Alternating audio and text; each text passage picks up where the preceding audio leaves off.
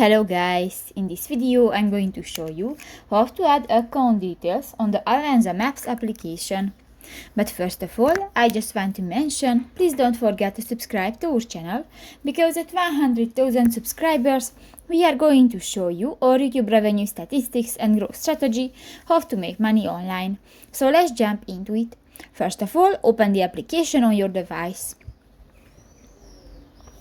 Now click to the three dot at the upper right corner of the screen and click to the settings button. Here you can find the account information check section and click to the first option to enter account details. And here you can add your email, your username, you can add the password, you can add your name, and you can add the name of the organization and others. So that's pretty much it for this video guys. See you in the next one. Bye bye.